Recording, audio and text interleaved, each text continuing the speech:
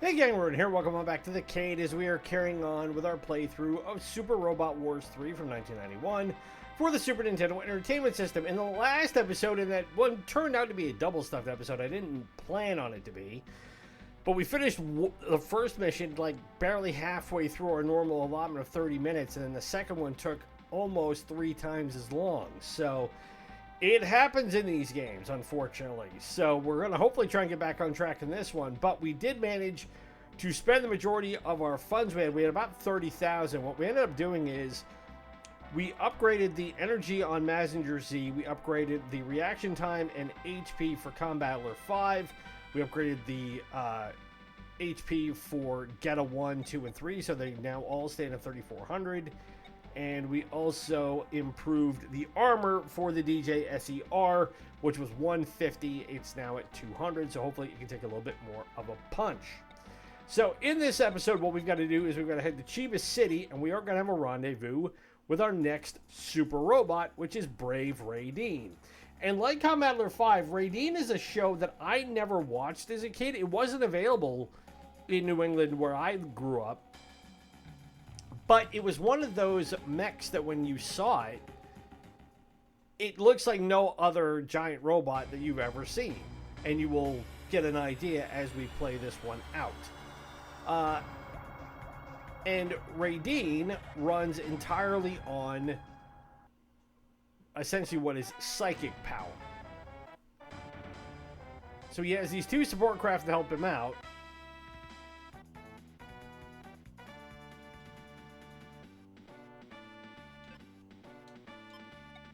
And this is Brave Raideen. If you've seen this mech before, and you may have in many different places, it's very popular in a lot of parts of the world, in the same way Grendizer is. Raideen can transform into a bird, but when you see him originally, he is this in his giant robot form.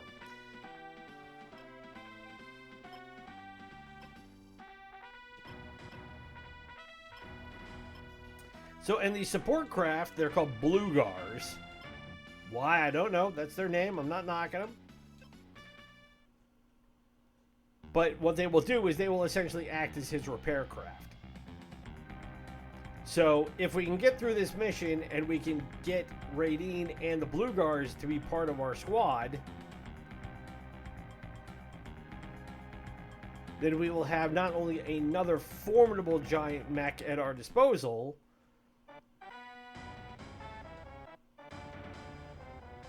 but we'll get a couple more support craft that will be able to help us heal up other stuff.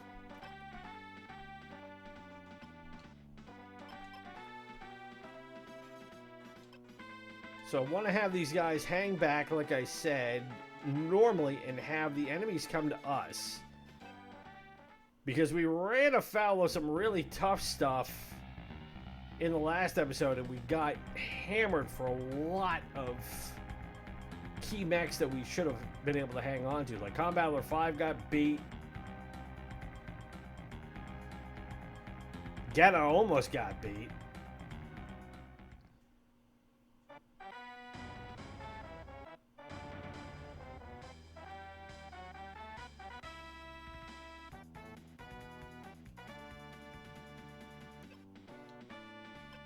Alright, so what do we have available? We've got the God Gorgon. Actually, I should see what his special abilities are. What does Akira have? He's got Guts, Lock On, X-Guts, and Focus. Okay. So what I'm really needing to do is I'm needing to build up his ability to use his best attack, which is called the God Bird. And the God Bird, he will transform into a giant robotic bird and do a significant amount of damage. Alright, I want to have them hang back. So I don't want to have them supply anything yet, and I don't want to have them be in a position where they can attack or get hit.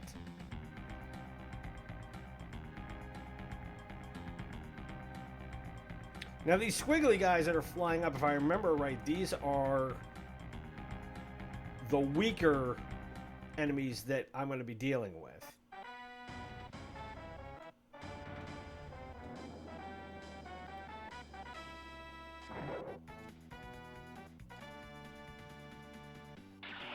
Now, Raideen has a bow that is built into one of his arms that can fire arrows from. And they're psychically powered arrows at that.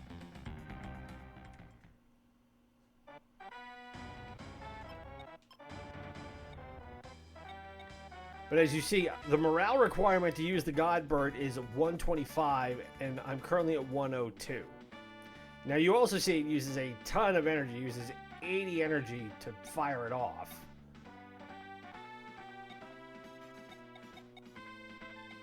Whereas all this stuff doesn't require anywhere near as much.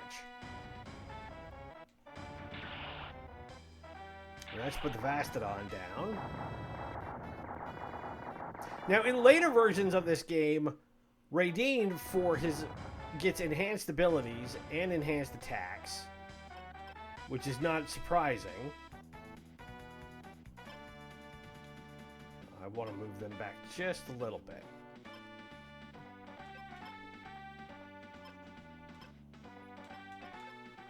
But also, all the mechs in this game that have weapons that have finite ammo to them, you have to have support mechs that can either resupply them with that equipment that they lose, or... Ooh, now we have an evil Raideen. We have Gildeen.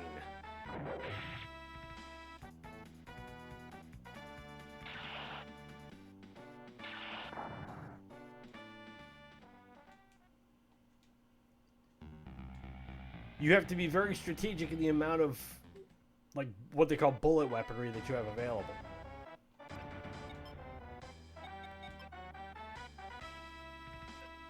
So I'm hoping these guys will not do too much damage. But see, these are the blue guards. They're very, very small aircraft. But yeah, the Doronas are only they're only 300 hit points.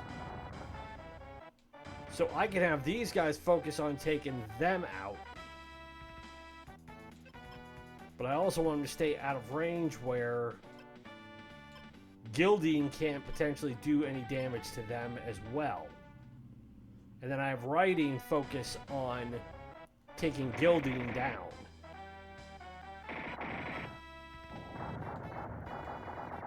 But it will also help building up the Blue Guard's HP and experience, I should say.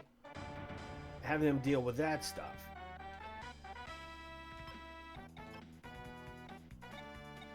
Yeah, I don't have anything to build up morale at this point.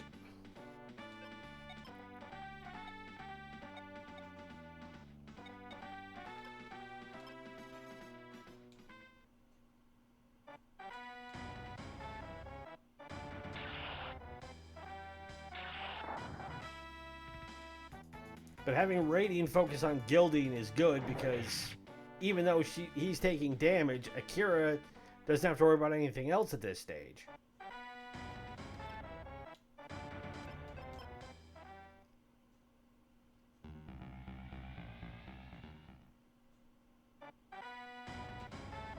And it's 8% probability that the Blue Guard will get hit, and we're okay.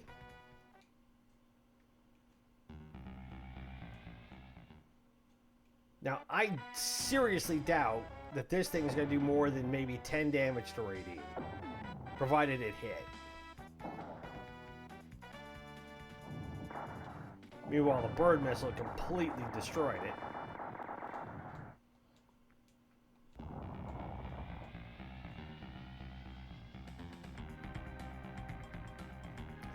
And the next wave of squiddies are coming our way.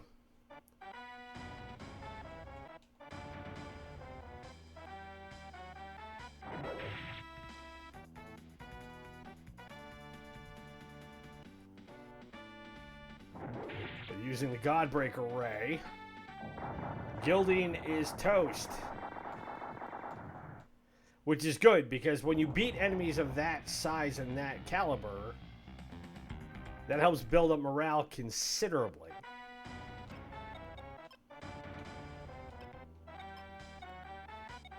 So right now I can use the God Alpha, but as you can see, all I have to do is really take out one more enemy.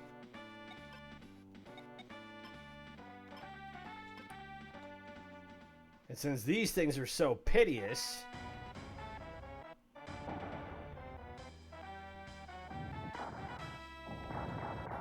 I put the Dorona down, and now I should just about have access to the God Bird, which I will need.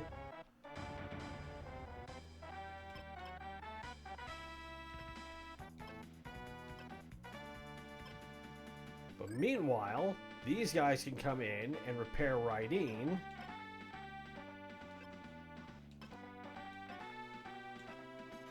And should be able to fend off these last 4 squiddies that are coming up.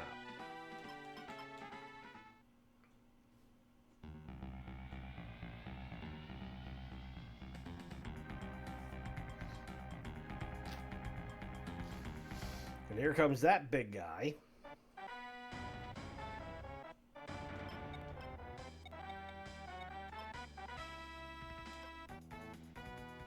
I'm going to want to save all my best weapons for dealing with him.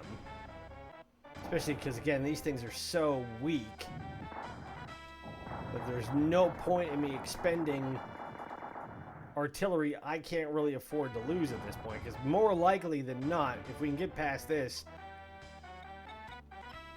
I can't imagine we will not have reinforcements show up.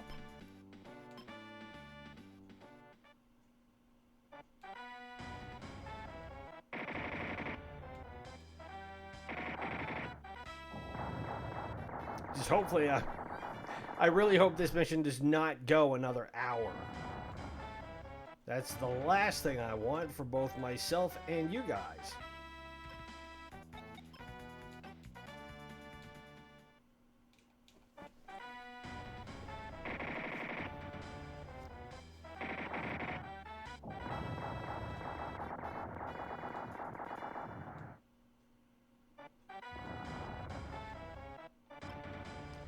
All right.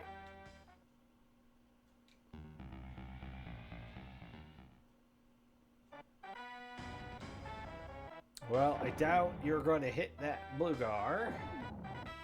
And you whiffed.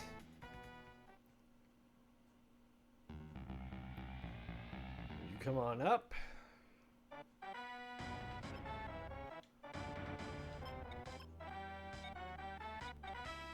We're at 132 for morale, so we can use the God Bird. Where is he at? He is right there. Alright, well, let's go deal with him.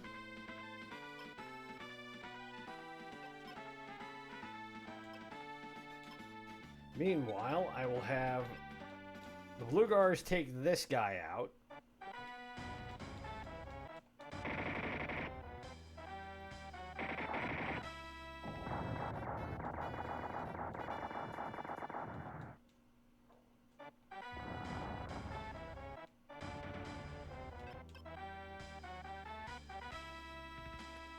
Have this one hang back here, because I don't know what that big flying glob is.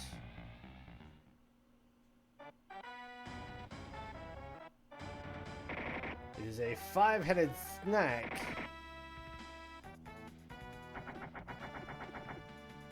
Sling a God boomerang at it.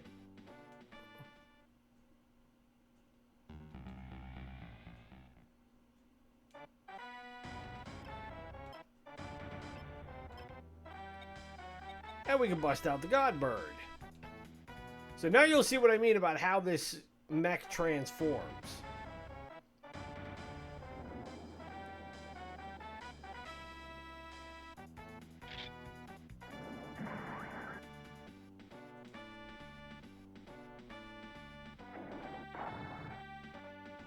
And I have been flamed.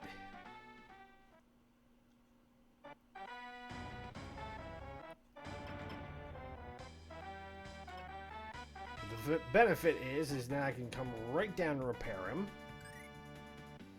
So he gets a free boost there.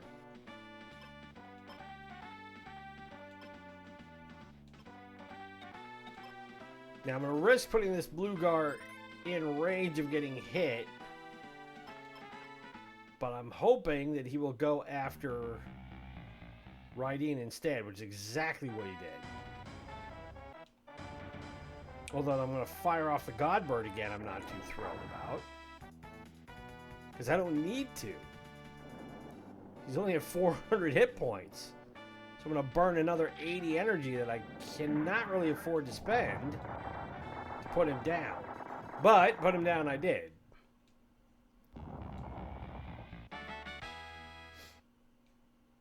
In later games, again, they have gone back and they have improved the UI in this that allows you to be more selective about the weapons you use.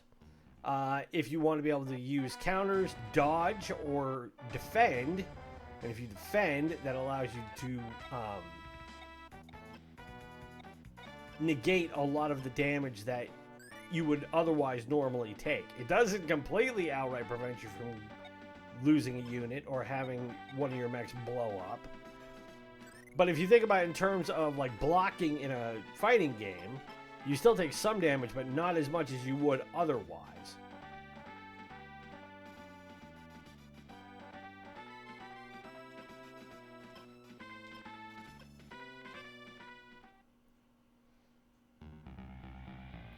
Now what I might need to do is I might need to come have the blue guards resupply him. Nope, can't do that yet. But get him fully repaired. That I can do. Whoop, no. I want him right alongside him.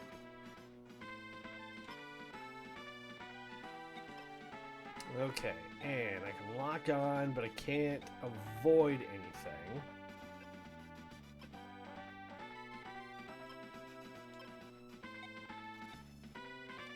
And I got one more time I can use the Godbird on him.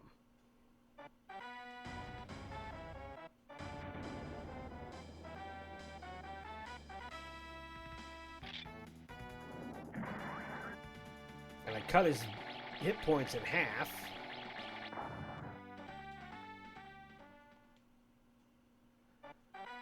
But I won't be able to use the Godbird anymore.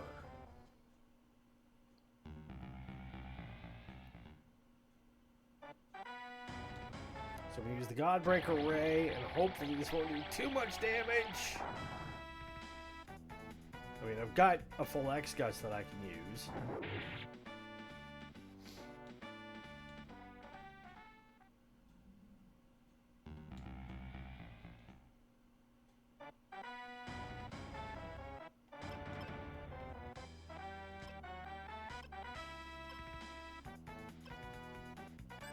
But why do that when I can just simply go back and repair him this way?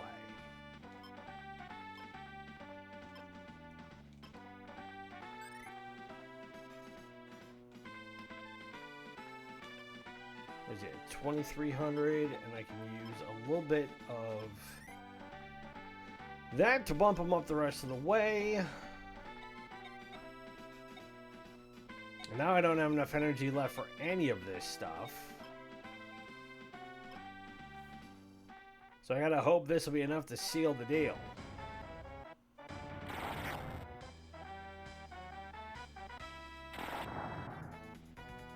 And it was. So Sharkin is gone.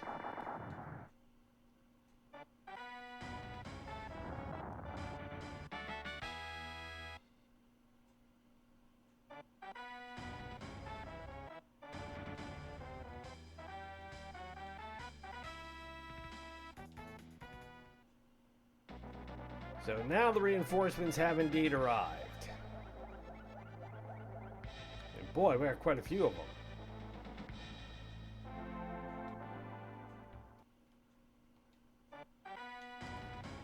So where are they in proximity to me? So they're all down here and up this way.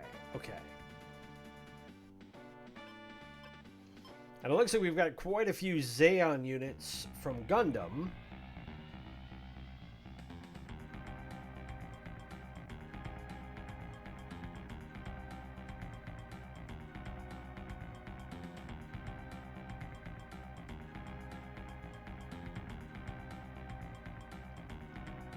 Those guys are gonna keep on moving through the water. I gotta watch out for these flying guys because they tore me apart the last time I dealt with them. Although they may not be quite as strong this time. We'll have to see.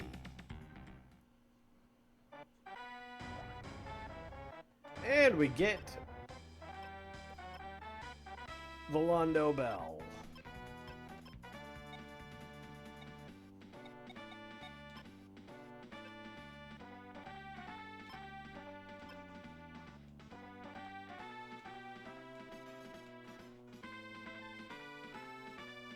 Alright, I want to do the same thing I did before, which is pump up the acceleration and haul Keister as far south as I can.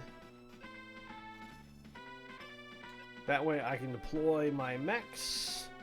And now that Mazinger Z has the jet scraper, that means he's able to fly. Which means he has a heck of a lot more range. And with the iron cutter and the drill punch, he can do quite a bit more damage without utilizing all of his heavy weapon attacks either. So that's going to be a perk.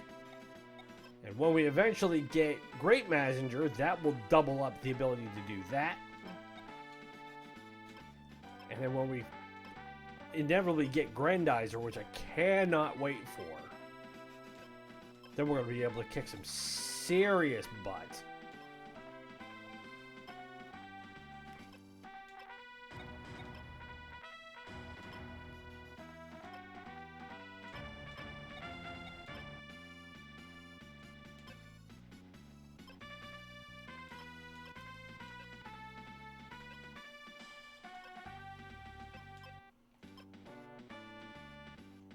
Alright, bring Methus out. And now the blue guards, I can move up this way.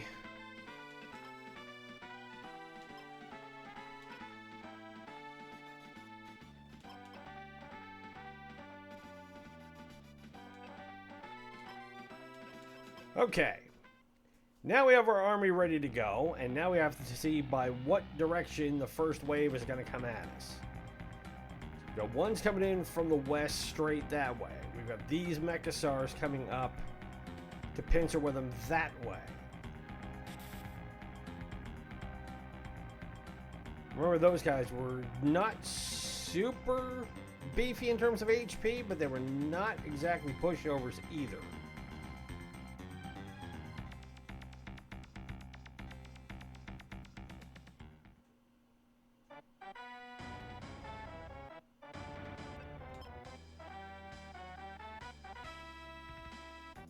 Okay, now I want to be able to move him down here. Because if I want to be able to utilize my map cannon, I need to have range to be able to hit them as they're coming in.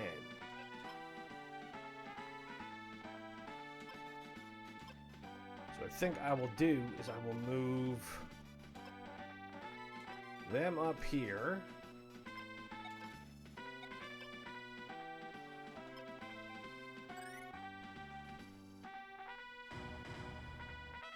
Think. Yep, I gave him a full replenishment of energy, which is great. I'm just fine with that. And I think what I will do is I'm going to leave everything here for the moment, because I want everything to come into range.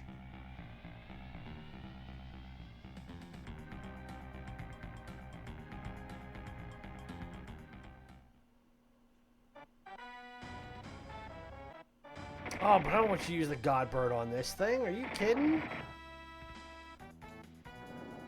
I mean, you're going to take it out. There's no doubt in my mind, but why use your biggest attack on something that small? It's essentially a tier 1 Gundam enemy.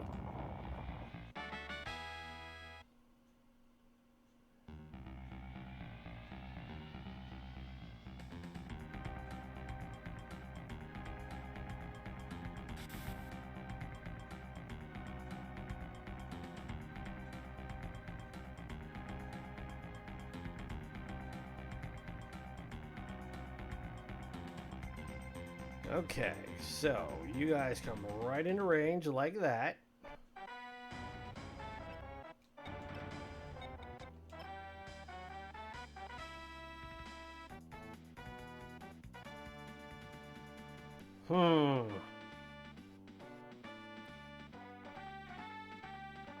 Do I want to use it that soon because I've got all these guys behind it? No, I don't. I'll wait.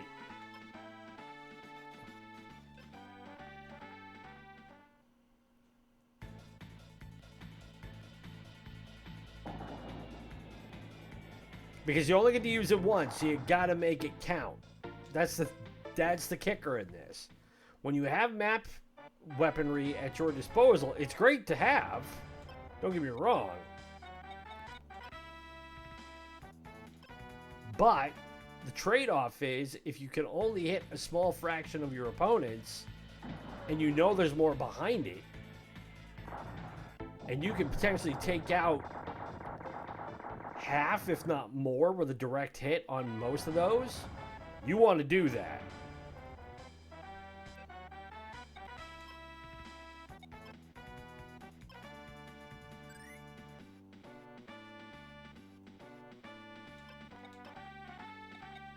Alright, so I got the iron cutter, drill missile. Let's give the iron cutter a whirl. Let's see what it can do here. Now the iron cutter it's essentially the rocket punch with two huge iron blades that come flying out from the side. And it rips. Absolutely rips through just about anything.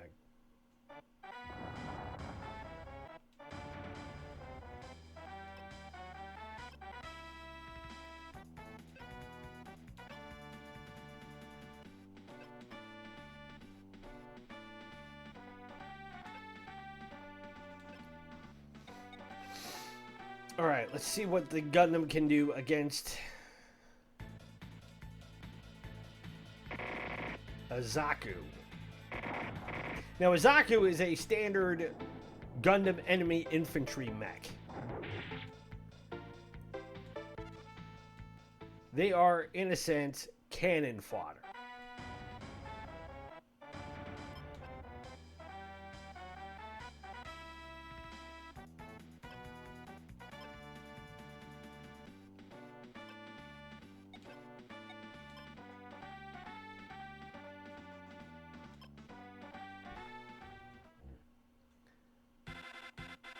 Alright, bust out the Getter Tomahawk. And I whiffed with it? Really?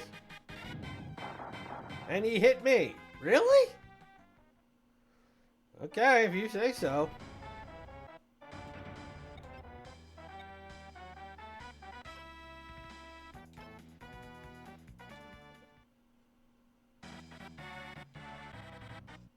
Can I hit a Zaku?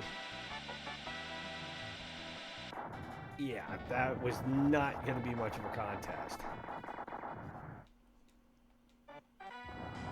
A standard Zaku mech is about maybe a quarter the size of Combattler.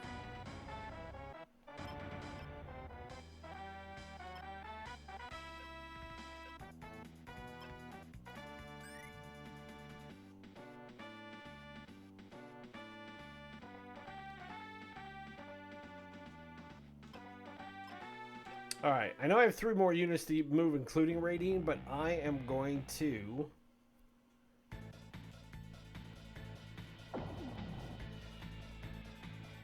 see if they hold station or if they're going to come in a little bit closer and then try and take them out with the hyper cannon on the Argama. Some of them have got to move up.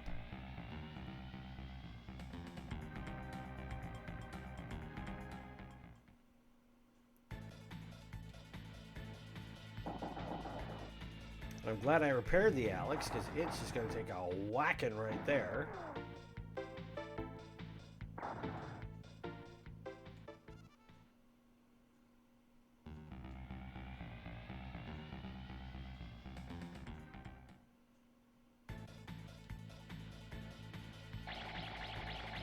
Don't hit her too hard.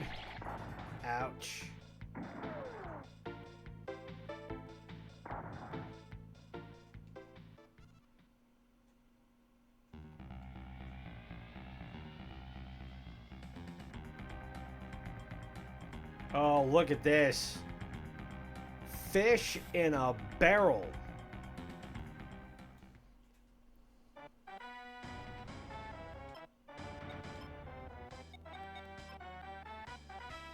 Look at that. 1, 2, 3, 4, 5, 6, 7, 8 enemies I can hit with one shot.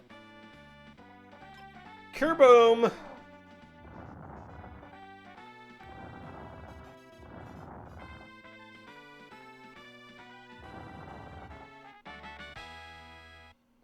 Now I can release the hounds.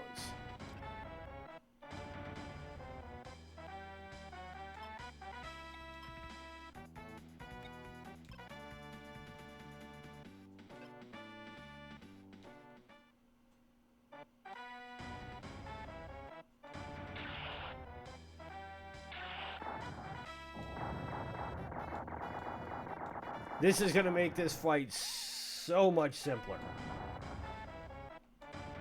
Because now I'm going to go from having all these guys to deal with to a fraction of them. In about one steady attack.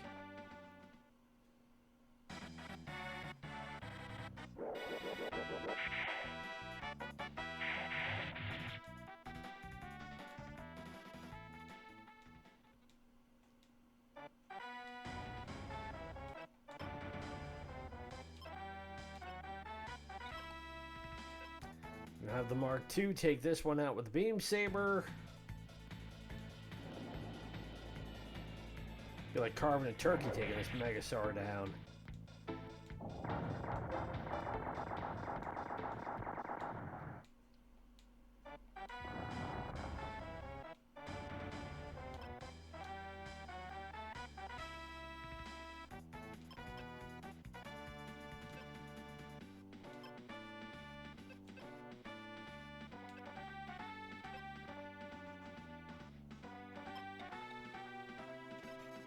Whoop, that's not what I wanted.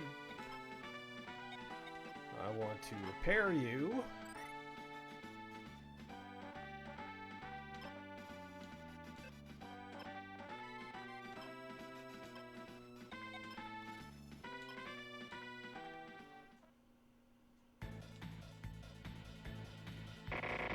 Hopefully there's enough to put it down.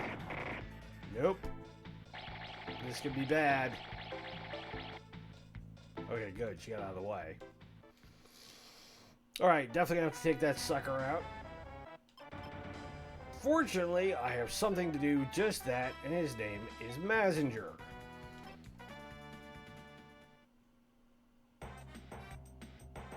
And I know the photon beam will work because it will melt just about anything he throws at it.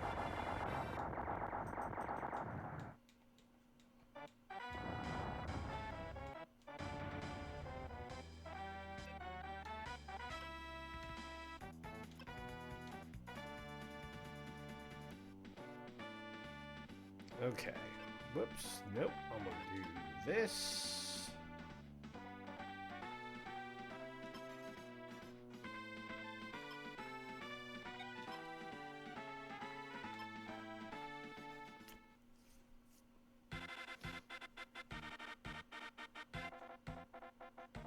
And Getter was designed to carve up stuff like this. But, again, because he's underwater, I need to convert him to Getter 3 and have him attack from there.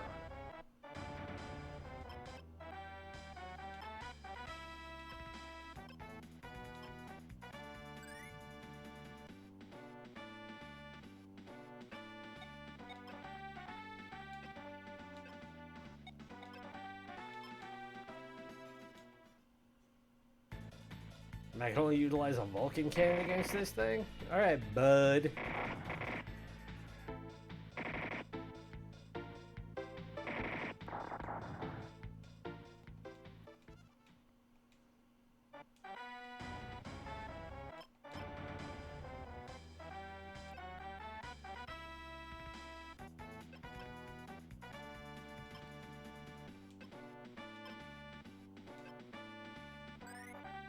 Patch of Raideen. Okay. Next.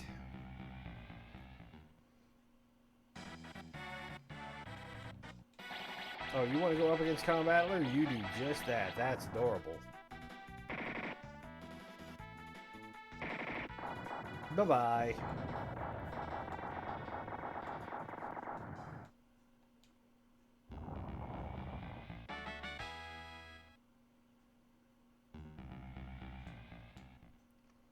Ooh, we get to test Diana out and see how well she can do in a fight.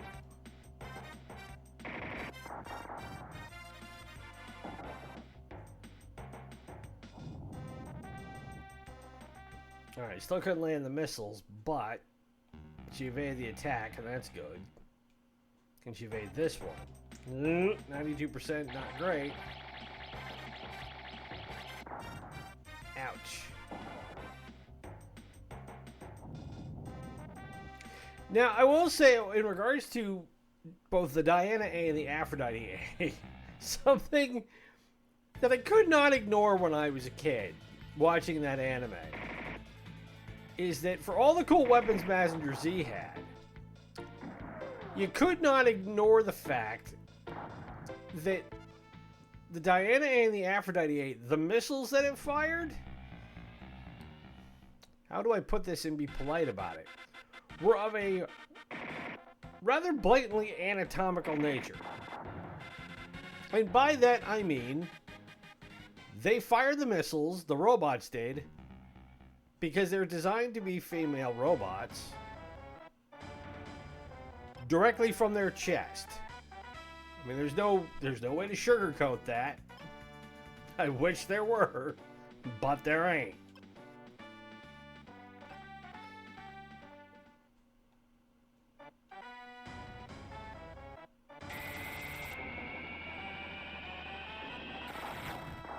Oh, good night, nurse.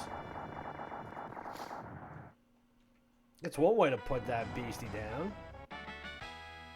I'll gladly take that.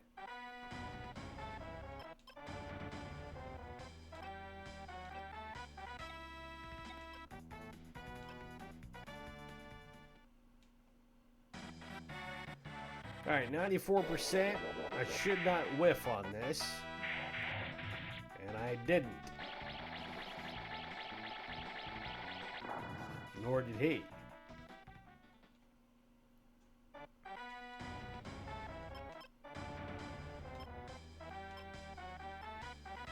But that's where these guys come in handy.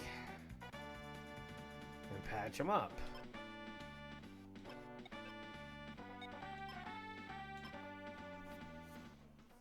Alright, have Amuro put this guy down with a bazooka, and hopefully this will be enough. Almost.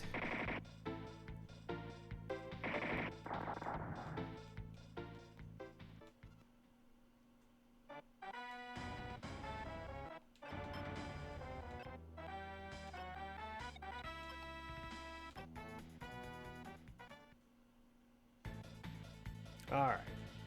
Have Alex take him out. Bye, bud.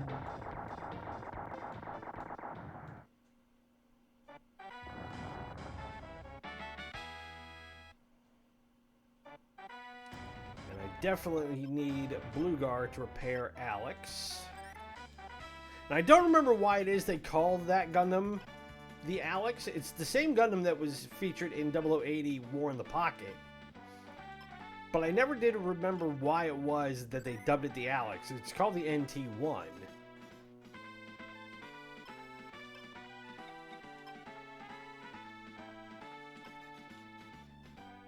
I'll have to go back and rewatch it to figure that out.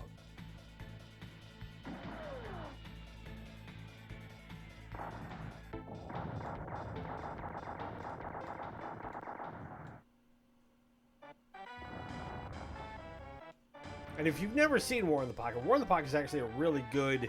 It's an OVA. It's an original video animation. It was the... Back in the 80s and the 90s, it would be the equivalent of a limited series or a mini-series now of a standard TV show.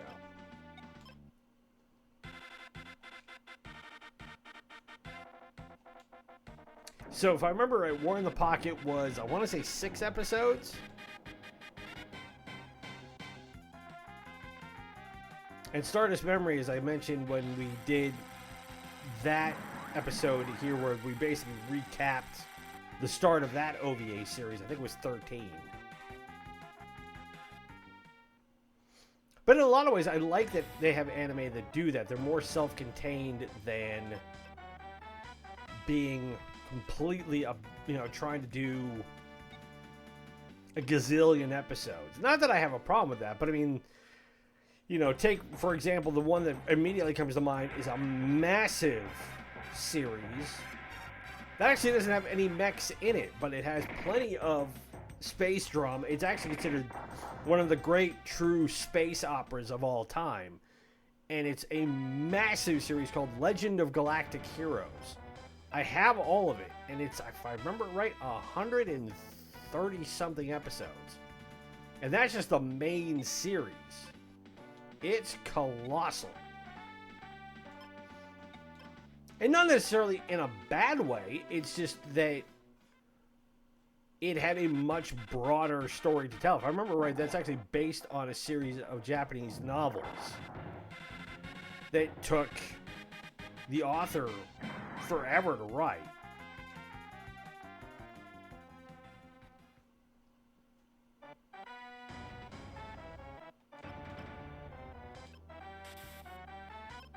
Whereas with something like Gundam, the original Gundam series, 0078, memory serves is about 45 to 50 episodes, which is still a lot by any real metric.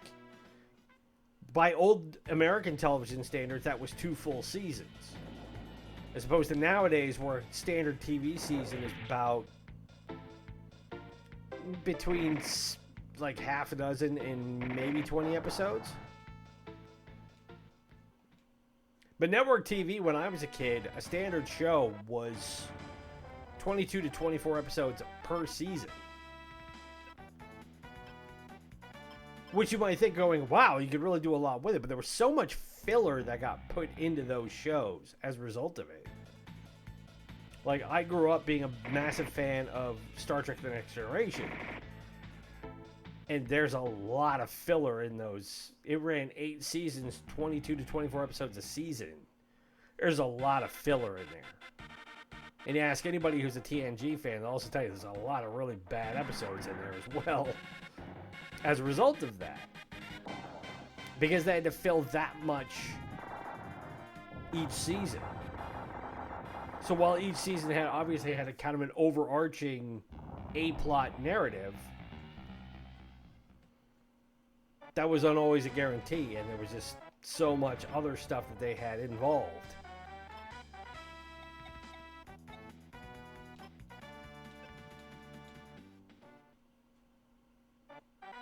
And despite what they say, about with the state of what television is, thanks to what streaming has done to it, there's a lot of things that have gone right, a lot of things that have gone wrong. But one thing I do appreciate is that it seems like a lot of shows have had to trim a lot of that fat in order to get made. That you're not able to get away with having that much filler in your TV series every year. Because if you're only given 8, 9, 10 episodes, you've got to make everything count. So, and anime's the same way. Like, I've seen a lot of OVAs that are 5, 6, 10 episodes that have more action and a better storyline per episode than ones that run 3 to 4 times that much, even though those ones didn't really have that much filler in it.